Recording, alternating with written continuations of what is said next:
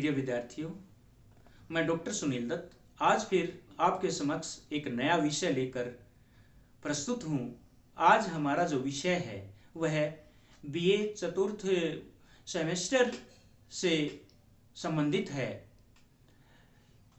इस सेमेस्टर में हिंदी विषय में एक पुस्तक संकलित है जिसका शीर्षक कथाक्रम है, जो रोहिणी अग्रवाल जी द्वारा संपादित है। और इसी में संकलित कहानी फैसला है जो मैत्री पुष्पा द्वारा रचित है। यह उनकी एक चर्चित कहानी है जो स्त्री विमर्श, स्त्री अधिकारों पर प्रकाश डालती है। तो आज हम इसी पर विस्तृत चर्चा करेंगे और यह चर्चा हमारी बिंदुवार रहेगी। सबसे पहले हम इस कहानी का पाठ वाचन करेंगे, इसके उपरांत इसके सार पर चर्चा करेंगे, इस कहानी के मुख्य उद्देश्य पर चर्चा करेंगे। इसके उपरांत हमारा जो अगला बिंदु रहेगा वह कहानी के परीक्षा उपयोगी प्रश्न रहेंगे, जिस प्रकार से सभी पात्रों का चरित्र चित्रण, उसके उपरांत कहानी की तात्विक समीक्षा रहेगी। तो प्रिय विद्यार्थियों, आशा है यह विषय आपके लिए लाभदायक रहेगा, आपके अंकों और ज्यादा प्राप्त करने में, परीक्षा में जो अंक हैं और ज्यादा प्राप्त करने में सहायक रहेगा। तो प्रिय विद्यार्थियों, अब हम प्रारंभ करते हैं फैसला कहानी का पाठ वाचन, कहानी वाचन। प्रिय विद्यार्थियों, मैत्री पुष्पा की फैसला कहानी है वह पत्रात्मक शैली में लिखी गई कहानी है। पत्रात्मक शैली में लिखी गई कहानी की विशेषता होती है कि उसकी शुरुआत संबोधनात्मक शैली में होती है। जिस प्रकार हम किसी के पास कोई पत्र लिखें या कोई संदेश भेजें तो सबसे पहले उसका संबोधन होता है कि सादर प्रणाम, जो भी उसके साथ हमारा नाता है। तो इस कहानी की शुरुआत भी यह इस प्रथा का निभा करती है। तो शुरू करते हैं कहानी की शुरुआत, इसका पाठ वाचन। आदरणीय मां साहब, सादर प्रणाम। शायद आपने सुन लिया हो, नहीं सुना होगा तो सुन लेंगे। मेरा पत्र तो आज से 3 दिन बाद मिल पाएगा आपको। चुनाव परिणाम घोषित हो गया, न जाने कैसे घटित हो गया ऐसा। आज भी ठीक उस दिन की तरह चकित रह गई मैं, जैसे जब रह गई थी अपनी जीत के दिन। कभी सोचा न था मैं प्रधान पद के लिए चुनी जा सकती हूं। कैसे मिल गए इतने वोट? गांव में पार्टी बंदी थी, विरोध था, फिर भी बाद में कारण समझ में आ गया था जब मैंने सारी औरतों को एक ही बहाव से आह्लादित देखा। उमंगों तरंगों का भीतरी आलोड़न चेहरों पर ऐसा छलक रहा था। ब्लॉक प्रमुख की पत्नी होने के नाते घर घर जाकर अपनी बहनों का धन्यवाद करना जब संभव नहीं हो सका तो मैं पथनवारे में जा पहुंची। आप तो जानते ही हैं कि हर गांव में पथनवारा एक तरह से महिला बैठकी का सुरक्षित स्थान होता है। गोबर मिट्टी से सने हाथों कंडा थापते समय औरतें अक्सर आप बीती भी एक दूसरे को सुना लेती हैं। हमारे सुख दुखों की सर्व साक्षी है यह जगह। वैसे मेरा पथनवारे में जाना अब शोभनीय नहीं माना जाता। रणवीर ने पहले ही कह दिया था कि गांव की अन्य औरतों की तरह अब तुम सिर पर डलिया तसला धरे नहीं सोहती, आखिर प्रधान की पत्नी हो। वे प्रमुख बने तो बंदिशों में कुछ और कसावट आ गई, और जब मैं स्वयं प्रधान बन गई तो उनकी प्रतिष्ठा कई कई गुना ऊंचे चढ़ गई। वे उदार और आधुनिक व्यक्तित्व के स्वामी माने जाने लगे। अन्य गांवों की निगाहों में हमारा गांव अधिक ऊंचा हो गया और मैं गांव की औरतों से दूरी बनाए रखने की हिदायतों के तले दबने लगी। पर मेरा मन नहीं मानता था। किसी न किसी बहाने पहुंच ही जाती थी उन लोगों के बीच। रणवीर कहते थे, अभी तुम्हारी राजनीतिक उम्र कम है वसुमती, परिपक्वता आएगी तो स्वयं चल निकलोगी मान सम्मान बचाकर। ईश्वरिया बकरियों का रेवड़ हाँकती हुई उधर ही आ निकली थी। आप जानते होंगे, मैंने जिक्र तो किया था उसका कि वह कितनी निश्चल और कितनी मुखर है। यह भी बताया था कि मैं और वह इस गांव में एक दिन ही ब्याह कर आए थे। आप हंस पड़े थे मां साहब, यह कहते हुए कि नेह भी लगाया तो गडरियों की बहू के साथ। वह वसुमती बड़ी चौचीती नजर है उसकी। जब तक मैंने घूंघट उलटकर गांव के रूख पेड़ों, घर मकानों, गली मोहल्लों को निहारा ही था, तब तक उसने हर दवार देहरी की पहचान कर ली। हर आदमी को नाप जोख लिया। शर्माना सकुचाना नहीं है उसके स्वभाव में।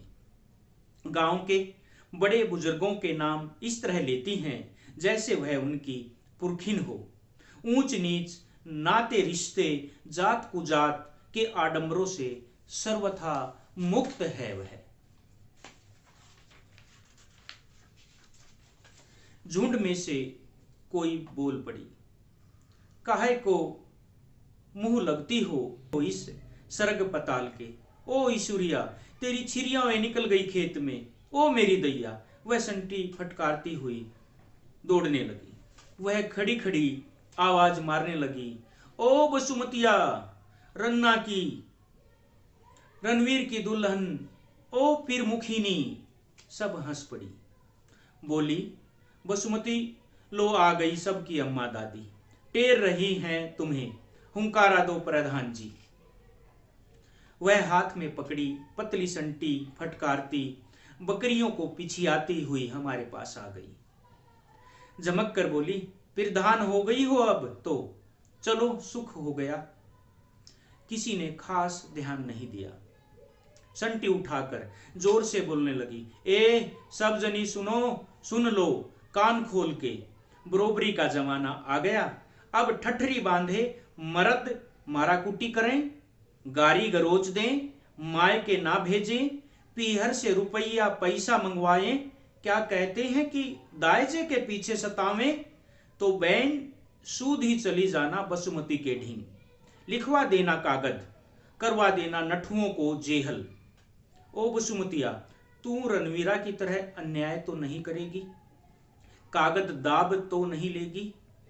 सलीगा ने हमारे हाथ पांव तोड़े तो हमने लीलो के लड़का से तुरंत कागज लिखवाया था कि सरकार दरबार हमारी गुहार सुने। रणवीर को हमने खुद पकड़ाया था जाकर। उन दिनों सलीगा हल हल कांपने लगा था। हाथ तो क्या, उल्टी सूधी जुबान तक नहीं बोल पाया कई दिनों तक। हमारे जाने रन्ना ने कागज दाब लिया। सलीगा शेर बनकर हमारी छाती पर चढ़ आया। बोला, जेहल करा रही थी हमारी हत्यारी। हमने भी सोच लई कि चाहे 2 बकरियां बेचनी पड़े, पर तेरे कागज की ऐसी की तैसी। सेंटी फेंक कर ईश्वरिया ने अपनी बाहें फैला दी, सलूका उघाड़ दिया। गहरी खरोचों और गाहों को देखकर सखियों के होठ उदास हो गए। खिलते चेहरों पर पाला पड़ गया। मां साहब हंसी दिलगी ठिठुर कर ठूंठ हो गई।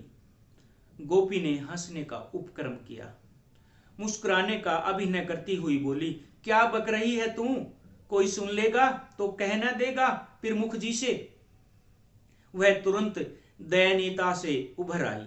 सुन ले, सुनाने के लिए ही तो कह रही हैं हम।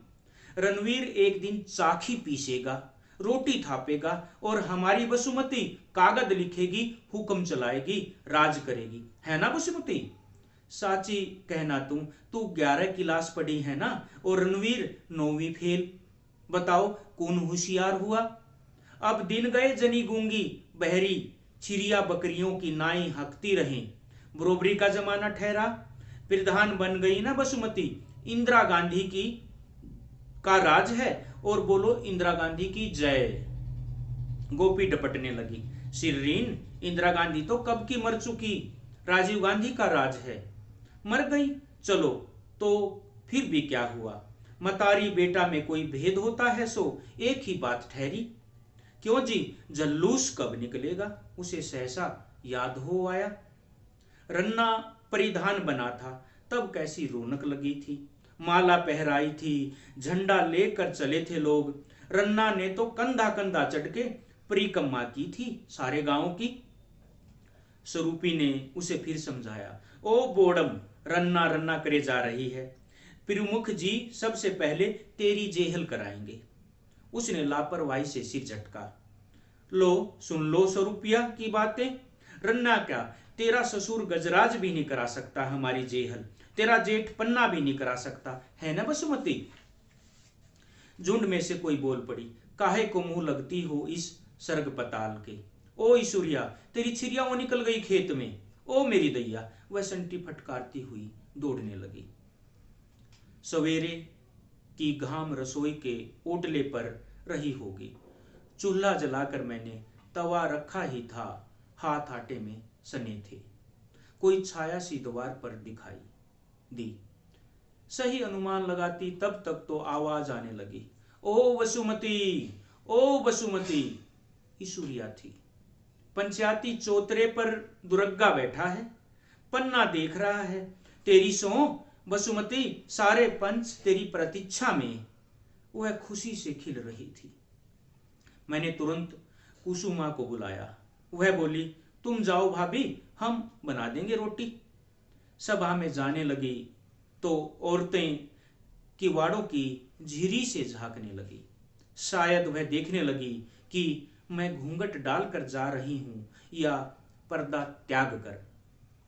माथे तक साड़ी का किनारा, न घूंघट था न खुला चेहरा। रास्ते में गोपी मिल गई। ईश्वरिया को छेड़ने लगी। बसुमती भाभी तो सब हमें जा रही हैं, तू कहां जा रही है ईश्वरिया। वह तमक कर बोली, चल गोपिया की बच्ची, हम बसुमती के सेक्रेटरी ठहरे, सभा में जा रहे हैं, पंचों को टोकते नहीं हैं। छिरिया कहां गई आज। छिरिया चराने सलीगा चला गया। अब की मर्द और औरत बराबर के हो गए हैं, अब चलो छिरिया चुराने। हम चबूतरे के समीप पहुंचने ही वाले थे कि रणवीर आते दिखाई दिए। वे लपकते कदमों से हमारे पास आकर रुके। मुख पर आश्चर्य की रेखाएं थी और नाक तथा होठ कठोर मुद्रा में अकड़े हुए थे। बोले, कहां। उत्तर ईश्वरिया ने दिया, प्रमुख जी, हम पंचायत में जा रहे हैं, अगाई छोड़ो और हमें रास्ता दो। उसके कहे वाक्यों को सुनकर वे मुझसे मुखातिब हुए। घर चलो तुम। ईश्वरिया मुंह बाए खड़ी रही। कुछ ही अक्षणों में संभल कर बोली, टोका टोकी न करो प्रमुख जी, चलने दो हमें। रणवीर की त्योरियां झुलस आई। सुन नहीं रही बसुमती तुम। उनकी आग्नेय दृष्टि मेरे पांवों को जलाने लगी। उमंग गतिहीन हो गई। ईश्वरिया अड़ी रही और खड़ी रही। उसकी ओर मैंने समझदार संकेत किया कि लौट चलने में ही मंगल है। उसने मुझे विचित्र भाव से घूरा और विवश भाव से मेरे पीछे पीछे खिंचड़ाई। लौटकर मैं बर्तन समेटने लगी। कुसुमा के अनकहे प्रश्नों का उत्तर मेरे पास नहीं था। घुटन ज्यों की त्यों ठहरी हुई थी सीने में। ईश्वरिया आंगन में बैठी बड़बड़ा रही थी। लो, हद हो गई कि नहीं, होंदा पर बसुमती और राज करे रणवीर। अरे अपने प्रमुखी संभारे, प्रधानी से अब इन्हें क्या मतलब। कुसुमा से नहीं रहा गया।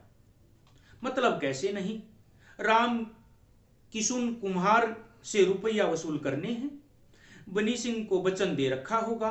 भाभी जाती तो क्या मालूम उल्टा हो जाता फैसला।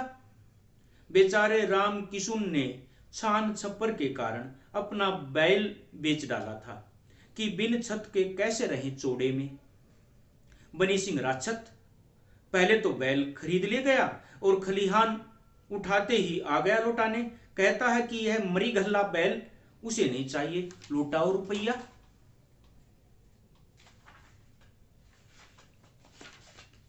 अब कहां से आवे रुपया? छान बेच दे क्या? छान बिकती है क्या? कौन करे न्याय? रणवीर तो गरीब को ही मारेंगे। तुम चली जाती तो बच जाता कुम्हार का। ईश्वरिया भारी कदमों से लौट गई अपने घर।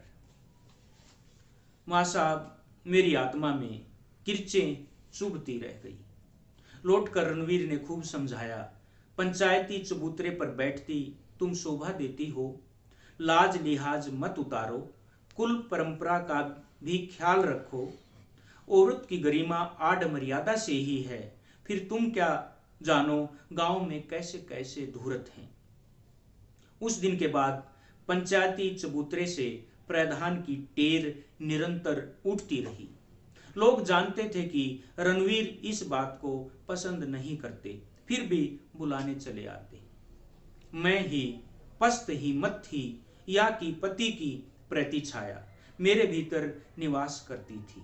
देहरी उलांगते ही कोई बरसने लगता, हम हैं तो सही, अब तक तो भी करते रहे हैं, तुम्हें क्या जरूरत है बाहर जाने की। उत्तर में मन उफनता, आक्रोश से सवाल की सीमा तक होठ खुलते, मगर पत्नी होने के नाते सब कुछ सिराने लगता।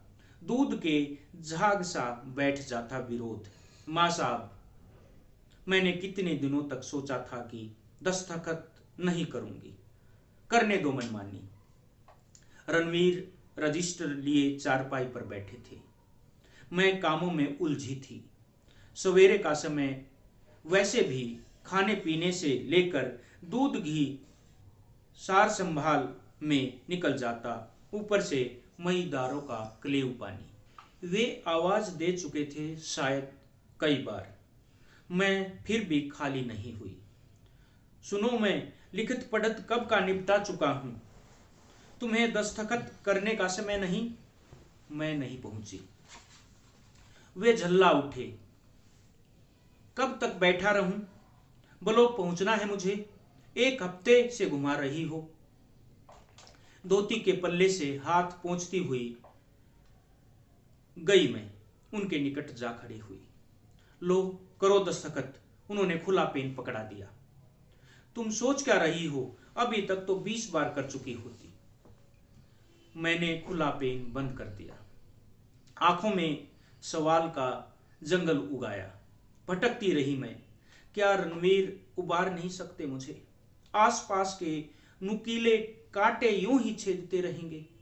रणवीर इसी तरह चले होंगे अपने प्रधान काल में, या किसी दूसरी तरह। पूछना तो चाहिए न, शायद कोई मार्ग। रणवीर, वे मुख खोले देखते रहे। मजूर आए थे मेरे पास, कहते थे कि अभी तक 11 पत्थरों की ढुलाई की मजदूरी। गांवों की औरतें ताना देती हैं कि भली हुई तुम प्रधान, अपने द्वारे पर ही पक्का खरंजा करा लिया, अपनी गली ही पत्थरों से जड़ ली। हमसे क्या बैर था बहन कि कीचड़ में ही छोड़ दिया।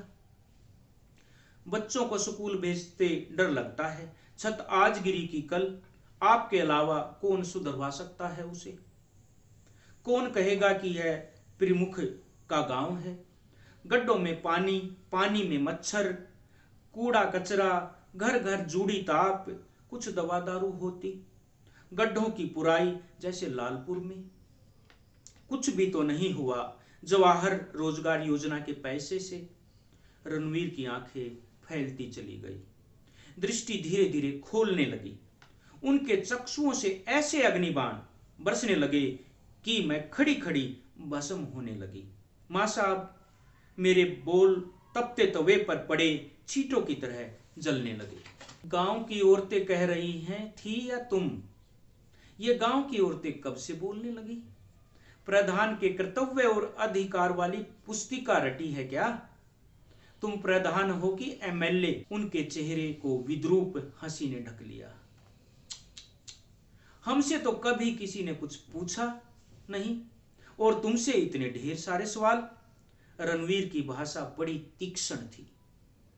कांपते हाथों से चुपचाप लिख दिया, बसुमती देवी। दस्तखत। इस रुपए को जिस दिन हस्ताक्षर करके लाई थी, उस दिनों सौरभ के सपनों में विचरा करती थी। चमचमाते स्कूल और पक्की गलियों की चाह थी मन में। वर्षा की रो में ढहे झोपड़ों को सवार देने की आकांक्षा की थी। हाथ पर हाथ धरे बैठे बेरोजगारों के घर दुर्दिनों में चूल्हा जलाने की बात सोची थी। बीमारों के दर्द को हरने के लिए कुछ दवा गोली की साध थी मन में। बसुमती देवी, इन 6 अक्षरों ने सपनों के घरोंदों का कण कण आहत कर डाला। एक वृद्धा ने आ किवाड़ खटखटाया। ओ बेटा बसुमती। पानी का घड़ा घड़ोची पर रखती तब तक रणवीर का छोटा भाई देववीर जा पहुंचा द्वार पर। क्या है दादी? बेटा, तनक अपनी भौजाई को भेज। पंचायत के लिए बुलाने आई हो क्या? और काहे को लेवा जाएंगे भैया? दादी, जाओ यहां से, भैया घर पर नहीं है। भाभी नहीं जा सकेंगी। काहे को नहीं जा सकेंगी? फिर धान नहीं है क्या वह? पंचायत में तो जाना ही पड़ेगा भैया। तुम लड़ाई करवाओगी हमारे घर में। लड़ाई की क्या बात ठहरी बेटा? जे तो पहले ही सोचनी थी तुम्हें। मैं पोर में आ चुकी थी। बूढ़ी अम्मा ने देख लिया। वे पांवों में गिर पड़ी। बेटी बसुमती, लाचारी तो समझ हमारी। फिर हमारे जमाई को छुट्टी नहीं मिलेगी। लाम की नौकरी ठहरी। हमारी बेटी का नया फैसला करवा बहू। मैं खड़ी खड़ी उनकी सुनती रही। बेटा, लड़की का दर्द अब नहीं देखा जाता। बाप राक्षस है। चैन से जीना नहीं बदा हमारे भाग में। कहते कहते वृद्धा के कोए भीगने लगे। धार बह उठी झुर्रियों से भरे मुख पर। क्या करती, कोई चारा न था। सांत्वना थी मेरे पास, सो देती रही। न्याय मिलेगा अम्मा, भरोसा रखो। पंच अन्याय थोड़े ही करेंगे।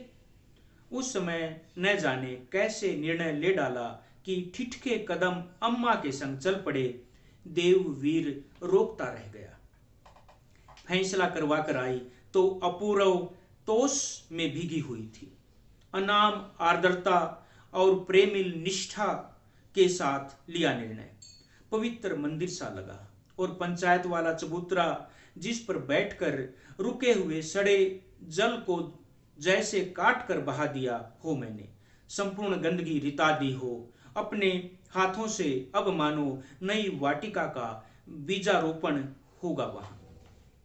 रणवीर ने उस रात धीमे से प्रवेश किया। उनका गंभीर चेहरा दहला देने की हद तक विध्वंसात्मक हो उठा। मेरे कलेजे को जैसे कोई खुरों से खूंदने लगा। सनसनाती निस्तब्ध रात में उनका स्वर धीमे से ही बहा, लेकिन भीतर घुला जहर मुझे आप्त मस्तक नहलाता चला गया। कचहरी करने का इतना शौक था तो बाप से कहकर वकालत पढ़ ली होती। बार बार मना करने पर भी मुझसे जवाब नहीं बना उनके कहे वाक्य का। यह रोज रोज की नौटंकी, रात दिन की नाटकबाजी, बताओ कब बंद करोगी? रणवीर ने घर की सुनने में विस्फोट किया। डर के कारण घिग्गी बंधने लगा कि पूरी देह में कंपन की लहरें उठ रही हैं। अनायास ही बोल पड़ी, मैं अपने आप नहीं गई थी। अम्मा और उनकी बेटी बुलाने आई थी। हृदय का दुख कौन नहीं जानता। सबसे ज्यादा तो तुम जानती हो। हरदोई गिड़गिड़ा रही थी। कहती थी कि रणवीर भैया नहीं समझेंगे मेरी पीर। तुम औरत हो भाभी, मेरा दुख समझो, न्याय करो। पति की लाम की नौकरी है। छुट्टी पर अब 2 साल बाद ही यहां आ पाएगा। पूरे 7 साल निकल गए हैं इसी तरह। हमारे दादा तो सोचते हैं कि मुझे भेज दिया तो दामाद 1 पैसे का मनी ऑर्डर नहीं करेगा। ताले में बंद कर देते हैं मुझे, इनसे नहीं मिलने देते। अम्मा किसी तरह खोल दे तो पता चलते ही घर में हड़कंप, गंदी गंदी गालियां। 3 बार शहर जाकर खत्म कराया है पेट का बच्चा। तुमने देखे हैं भाभी ऐसे पिता? यही सोचती रही, काश तुमने फैसला कर दिया होता। वे आंख गाड़ कर बोले, कैसा फैसला? जैसा तुम करके आई हो। जंगल में रह रही है हरदेई, बेटी आप घर की बाप घर। वह मलेट्रिया कहाँ रखेगा उसे? कहीं भी। दोनों में प्रेम है तो क्या घर और क्या बन। वे झटके से उठ पड़े। तो मैं रोक रहा हूं उसे? सारी थरथराहट के बावजूद न जाने कैसे शब्द होठों से झड़ पड़े। मैंने तो सुना है कि उसे हाकिमों के पास उनकी हवस पूरी करने को। अच्छा, उनकी जीभ लपेटा खाने लगी। तुमने यह नहीं सुना कि उसके नालायक भाई की नौकरी कैसे लगी? तुम्हें यह नहीं बताया कि उसका बाप सीमेंट की दलाली निधड़क किसकी कृपा से कर रहा है, कि पक्का मकान कैसे उठा है, किस हितू की हिमायत पर हो रहे हैं सारे काम। मेरा तो उसमें कोई लाभ नहीं। तुम तो सारी कथा जानते हो, फिर क्यों नहीं छुड़ाते उसे उसके बाप के फंदे से? तुमने छुड़ा तो दी। मेरे खिलाफ फैसला इस तरह छिछाले दर। मेरा ऐसा इरादा कतई नहीं था। फिर उस दिन कैसा इरादा था जब राम सिंह को पुलिस पकड़ ले जा रही थी? क्यों भागी थी पुलिस की वैन के पीछे पागलों की तरह होश खोकर? क्या कहते होंगे दरोगा जी, क्या सोचते होंगे लोग? यही कि प्रमुख की पत्नी का ऐसा कंजर तरीका। शर्म से गड़ गया मैं तो। आगे ये नाटक रचे तो समझ लेना कि सुनो, राम सिंह दोषी नहीं था, निर्दोष को सजा। वे क्रोध से कांपने लगे। सुन ले और समझ ले अपनी औकात। मजबूरी में खड़ी करनी पड़ी। मैं 2 पदवी नहीं रख सकता था एक साथ। सोचा था पत्नी से अधिक भरोसेमंद और कौन हो सकता है। उनके चेहरे पर भरोसेमंद शब्द कहते हुए जहरीली हंसी आई जो मेरे कलेजे में दहाड़ करती चली गई। वह पूस की ठंडी रात थी, शिला की तरह जमा देने वाली शीत।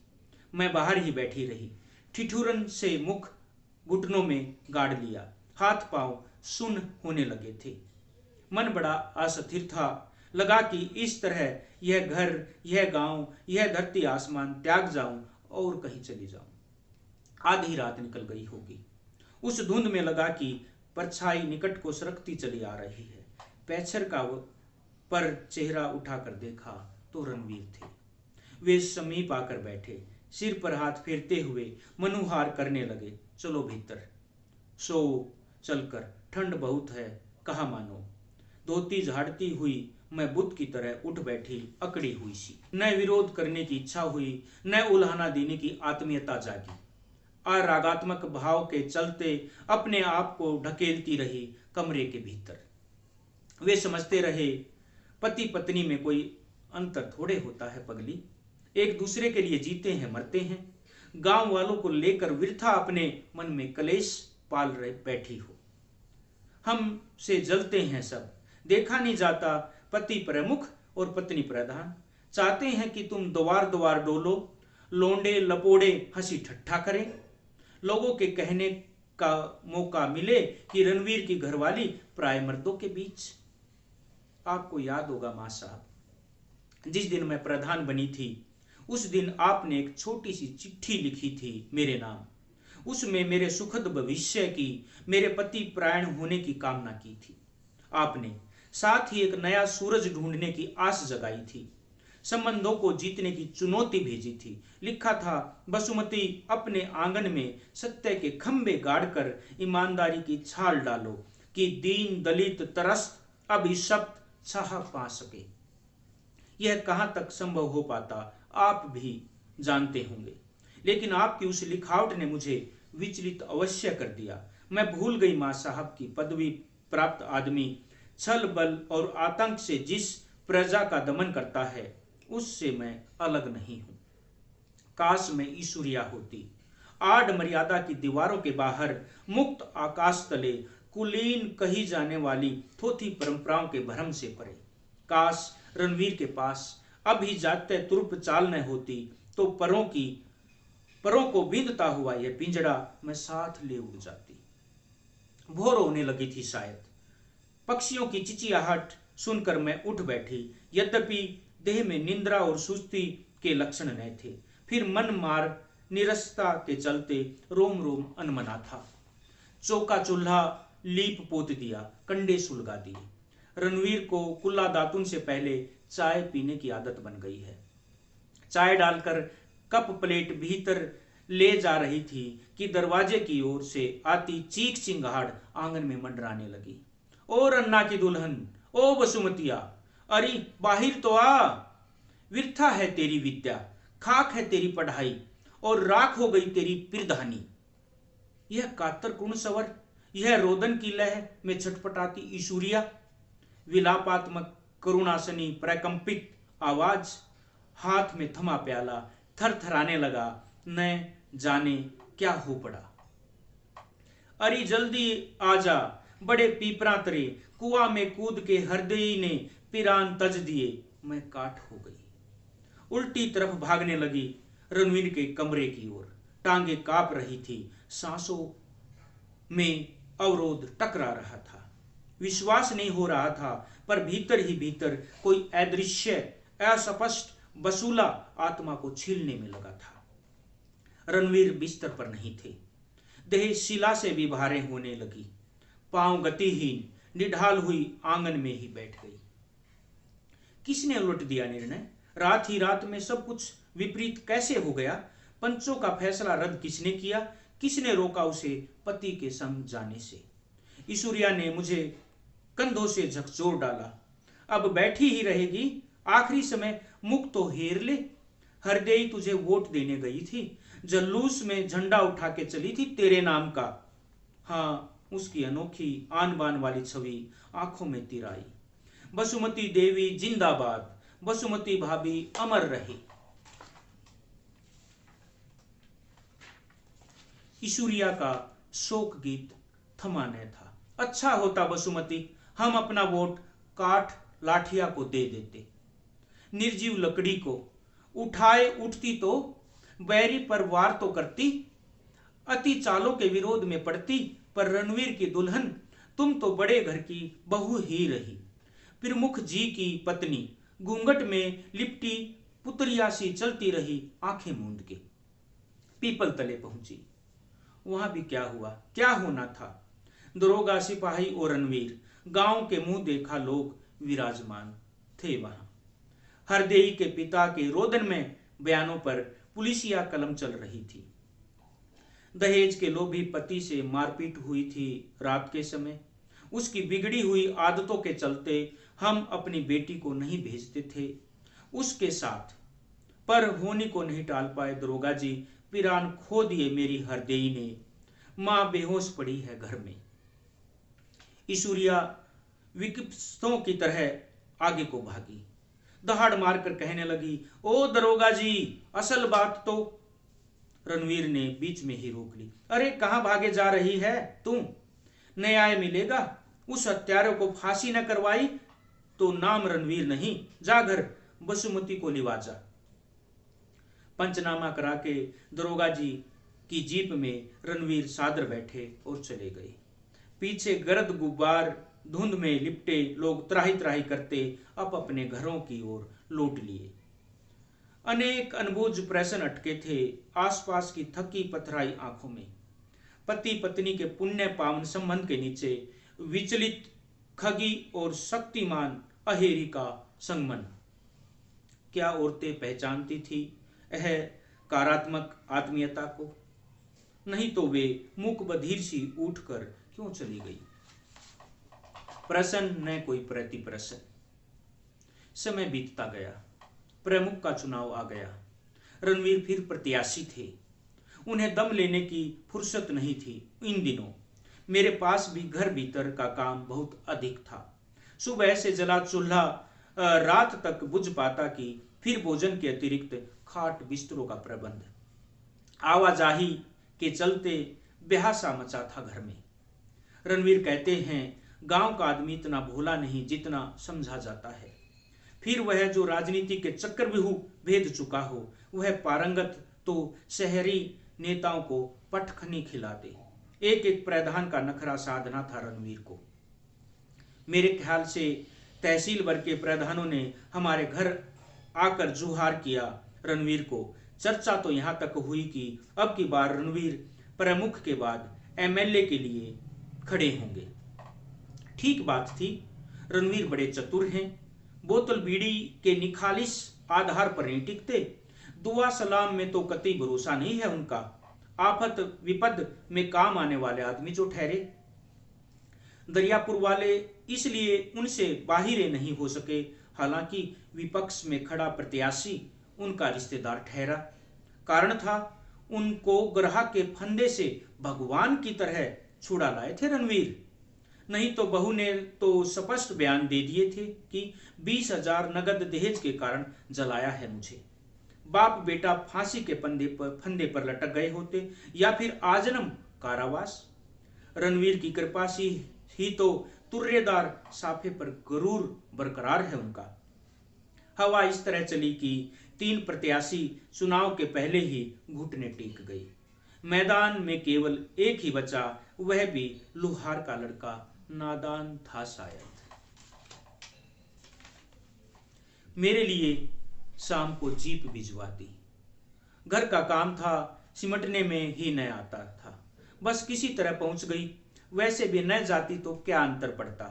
मैंने तो यही कहा था रणवीर से, वे नहीं माने। कहने लगे, लोग हंसेंगे कि प्रमुख जी की पत्नी प्रधान है और वोट देने नहीं आई, वोट डालकर लौट आई।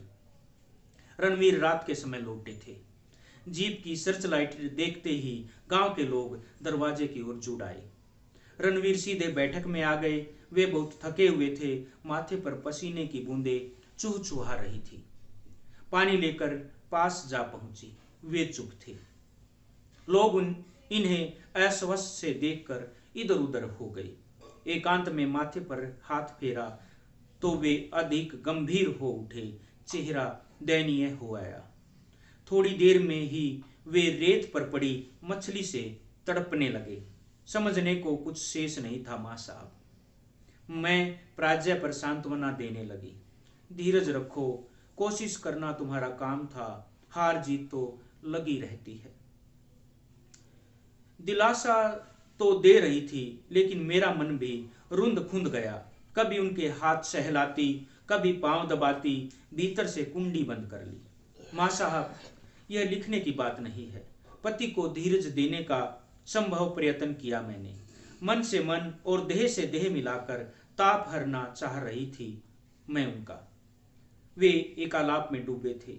वे कोल, वे करार, वह गंगाजली उठाकर सौगंध खाना, सब भ्रम था बसुमती की धोखा। उन्हीं अंतरंग अक्षणों में बाहर बतियाता देववीर का स्वर मेरे कानों पर हावी हो गया। अगर एक वोट और होता तो भैया हारते नहीं, उस लुहरट्टा के बराबर आ जाते। एक वोट। विश्वास नहीं कर सकी मैं।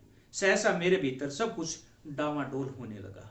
ओ मेरे अग्नि देवता, ओ सप्तपदी दिलाने वाले महापंडित, ओ मेरे जनक जननी और मां साहब, आप मेरे गुरुवर, आपने मुझे सुख दुख की सहभागिनी, अर्धांगिनी, सहचरी बनाकर रणवीर की पत्नी के रूप में विदा किया था। लेकिन मैं क्या करती, अपने भीतर की ईश्वरिया को नहीं मार सकी। अक्षमा करना आपकी बसुमती।